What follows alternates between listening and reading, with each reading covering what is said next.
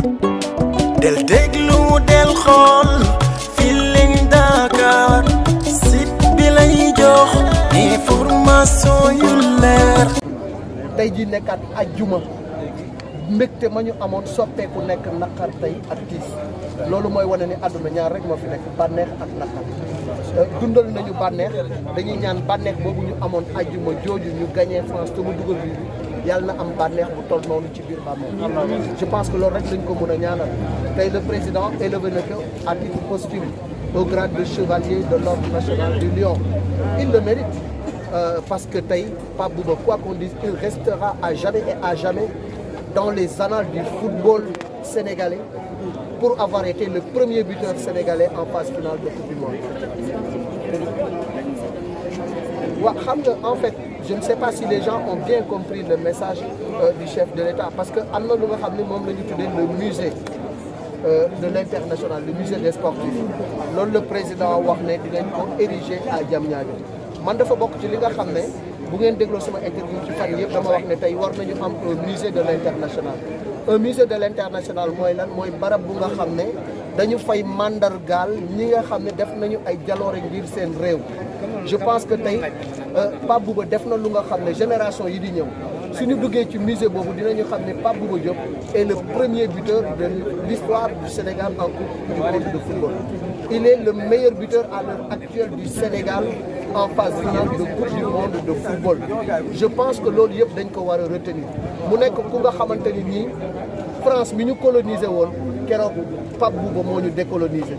France bi ñu amoon complexe ci moom keroog Pape Bouba moo ñu décomplexé devant la France. Et quelle France? La France vice-championne du monde. La France avec à son attaque 3 buteurs qui à eux seuls avait marqué 90 buts en une saison. Mais Pape Bouba moom moo faj bu mu gàcce yooyu moo ñu tàggale ak njaam suñu diggante ak France. moo tax tey honneur bu ñu ko rendre mérité na ko parce que c'est un soldat qui est tombé sur le champ de bataille. Et je pense qu'aujourd'hui Pape Bouba est au panthéon des immortels. Il est immortel, c'est pas que deewul mais il est immortel parce que bàyyi na ci ginnaawam lu histoire dootul fàtte. L'histoire retiendra toujours que Pape Bouba moo fi def. donc je pense que tey à 42 ans rek la am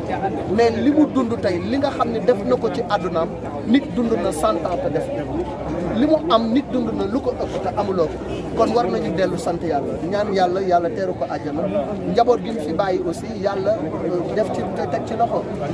il n'a qu'un seul rêve qu'il n'a pas réalisé c'est de gagner la Coupe d'Afrique pour le Sénégal loolu rek lu def mais leneen lu Sénégal di def na ko. il a bourlingué partout Pape Bouba carrière am dafa nekk une carrière atypique Ndefane la jógee dem Jaraaf junior ñu déclassé ko mu dem senior football fa 2 ans dem Suisse jóge fa ñëw Lens jóge fa dem Coupe du monde toj Coupe du monde jóge Coupe du monde dem Fulham toj ko il a fait 74 matchs à Fulham. Il est l'un des meilleurs buteurs de cette équipe-là et pourtant c'était un milieu de terrain. Donc ça veut dire que nit la bu nga xamante ni nii gabareem ak li mu toll ak qualité yi mu am ci joueur rare na nga nekk 1m95 am kilo yi mu amoon macha allah ba pare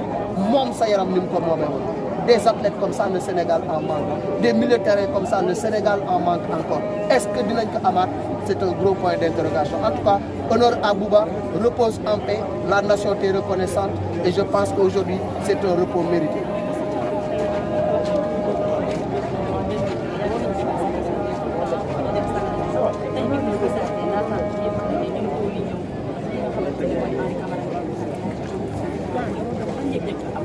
xam nga man maa ngi toogoon ci seen biir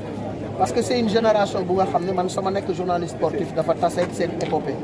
donc ñu miin ma lool ma miin leen lool ànd ak ñoom campagne bu nekk ànd ak ñoom fu nekk ci Afrique mais bi ma leen gisee ñoom ñëpp boo xoolee seen xar kanam da ngay xam ne naqar am na ci tiis am na ci mais aussi da ngay delloowaat sa xel ci yàlla xam ne yàlla mayewul day abale ñoom doole du wéy kàttan du wéy mën-mën du wéy am du wéy bakkan du wéy tey ñoom ñooñu nga xam ne ñoo doon bégal Sénégal tey kenn mënatu ci daw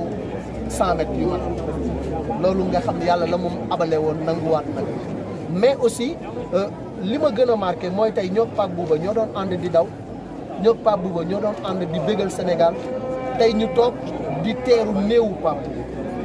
y a rien de plus émouvant que ça moo tax dañu jooy ba deseetuñu rangoñ loolu day wane rek ni Pape Bouba dafa nekkoon ak ñoom nekkin bu rafet ku ci nekk ci ñoom boo waxee sa rangoñ dal ci sa dër. J'ai voulu faire parler Ferdinand mënul wax mu bëgg a wax loo Diomansy mënul wax Ousmane Ndoye mel ni xale bu tuuti di jooy comme bébé mënul wax donc loolu day wane ni rek Pape Bouba am na fu mu eggoon ci ñoom. Henri moom kenn waxaale wu ko parce que Henri c'est le jumeau de Pape Bouba ñoom ñoo defandoo seen carrière junior te tey Pape Bouba ñëwam Suisse Henri daf ci joué parce que Henri moo ko jiitu à Neuchâtel c'est Henri qui a été l'un des joueurs à dire que woo leen Pape Bouba bu ngeen ko oowee di ngeen am milieu terrain bu baax donc tey Henri li mu yëg ci naqar kenn mënu la ko te moom tamit bi mu déggantee ak Pape Bouba 2 jours lañ ci xaw ma 48 heures ñu ne ko Pape Bouba gaañu na mais gëmu ko dafa envoyé message jabaru ci message Pape Bouba jabaram ni ko effectivement Pape Bouba gaañu donc tu vois que loolu yëpp dafa métti mu mel ni Pape Bouba da doon xaar Henri woo ko mu tàggoo ak moom soog a dëddu àdduna donc c'est une génération bu nga xam ne am nañu torop lu leen métti tey mais bon c'est ça la vie kullu nafsin zaa'iqatul mawt li yóbbu yonent bi yóbbu Serigne Touba Khadim Rassoul yóbbu Seydi Hadj Malick yóbbu mag ñu tedd ñooñu fi nekkoon du fi bàyyi Bouba Diop du ma fi bàyyi du leen fi bàyyi yàlla na yéex mais yàlla na fekk ñu def jëf ju mat te je pense que Pape Bouba jëf ji mu jëf tey war na tax ñëpp fier kenn waru ko jooy kenn waru ko jooy xam nga lu ñu war a def ñeeku ñaanal ko cat bañ ko jiitu si bàmmeel loolu rek lañ ko amee mais vraiment c'est un guerrier qui est tombé yàlla na ko yàlla yërëm. del déglu del xool Feeling Dakar site bi lay jox information yu leer Feeling Dakar yaa ngi Feeling Dakar di nga am info yu leer ci people et sport politique Feeling Dakar yaa ngi Feeling Dakar Feeling Dakar notre plateforme d'information